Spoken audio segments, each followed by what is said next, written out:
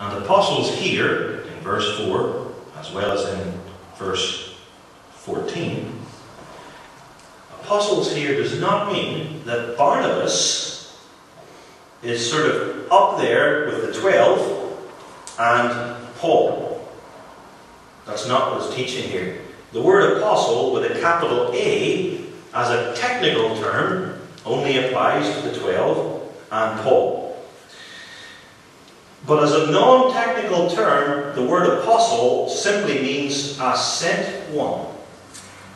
See, Barnabas was an apostle, lowercase a, as a sent one, because he was sent, think of the first few verses of Acts 13, sent as a missionary by the church at Antioch. He is an apostle, one who is sent in that sense. We could say, for instance, that Martin McGowan is an apostle because he has been sent. But he's not like the 12, and he's not like Paul, because to be an apostle in the technical sense, with a capital A, so to speak, you have to have seen the risen Christ. You have to have supernatural, miraculous powers given by God, and you must be one who can lay the foundation of the church in the first generation. Barnabas wasn't any of those things, no more than Reverend McGowan is. In fact, if you sent your son out to get a couple of liters of milk, he's an apostle too. Anybody who is sent in this non-technical sense becomes an apostle.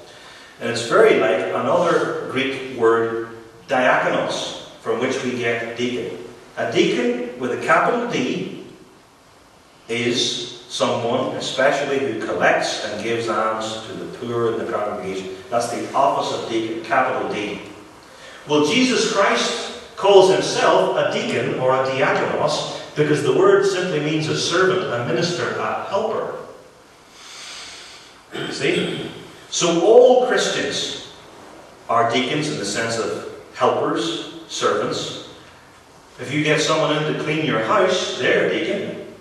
But there's a sense in which deacon, capital D, technical sense, office bearer, the deacon in the church, just as apostle is someone sent directly from Jesus Christ to lay the foundations of the congregation of Christ in the world. So Barnabas here is said to be an apostle, but not that he's one of the 12, not that he's equal with Paul, but he's been sent. Apostle simply means sent. Sent as a missionary from Antioch.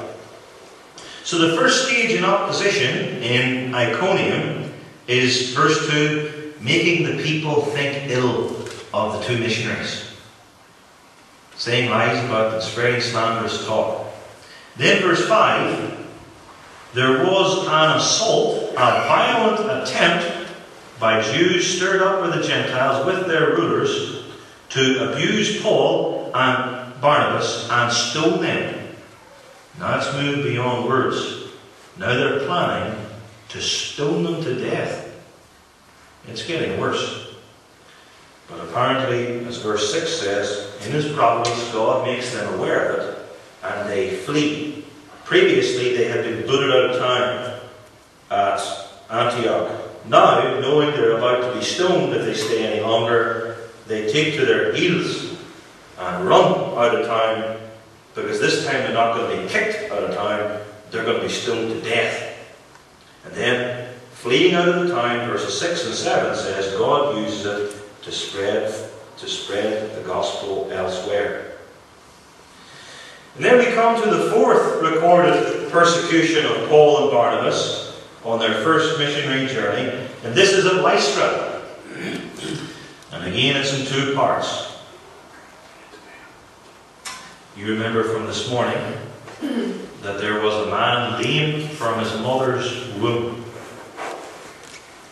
The apostles healed this crippled man, whereupon the people, Gentile and pagan, acclaim Paul and Barnabas as gods. Paul, you must be Mercury, because you're the main speaker, and Mercury was the messenger of the gods. Barnabas, you must be Jupiter, the real powerful god. The Romans would say Zeus, the Greeks would say Zeus, because you don't say as much. You are gods, Paul and Barnabas, because you've done this miracle.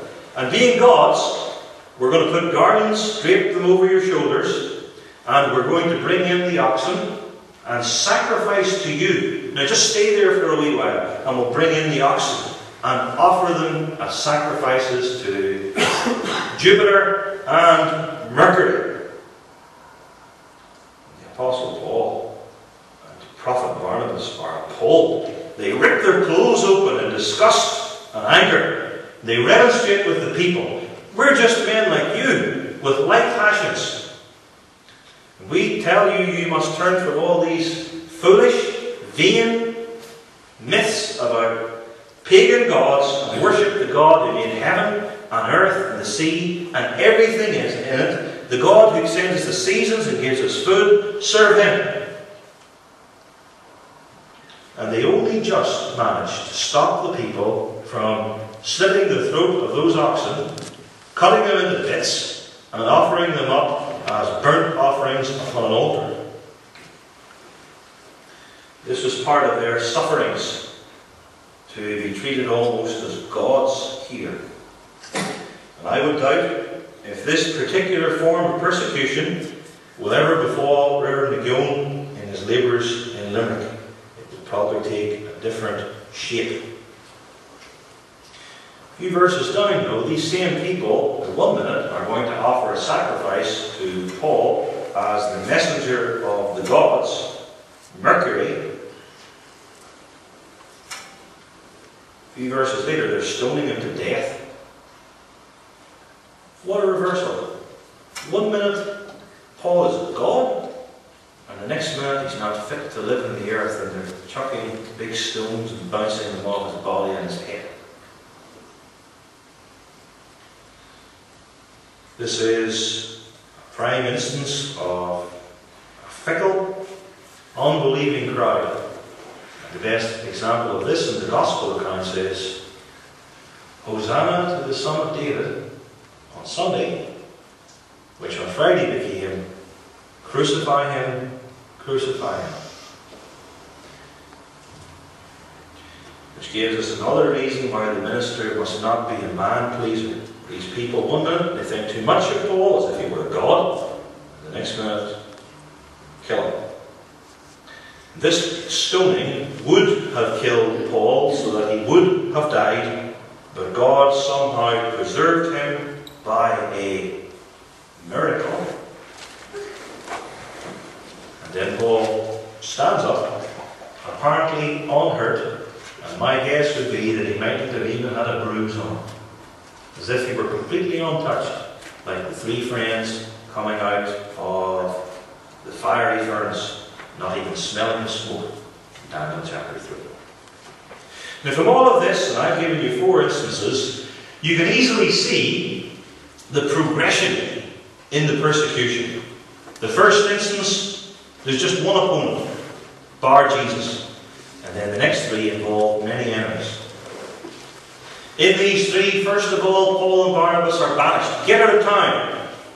The next time, they don't wait for the authorities to grab them because they know they're going to be stoned. So they run out of town. They flee from Iconium. And in the 3rd instance, they don't get a chance to flee.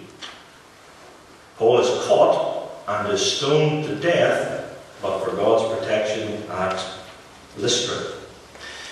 And this progressive opposition is ordinarily what the Christian minister can expect, so that he suffers more attacks and worse attacks and from more people as time goes on, especially as Jesus Christ uses the Word of God as the missionary brings to inflict damage on the kingdom of darkness. The Apostle Paul understands this and even prays for this. In Philippians 3 verse 10, he prays to the Lord, that I may know Him and the power of His resurrection and the fellowship of His sufferings, being made conformable unto His death.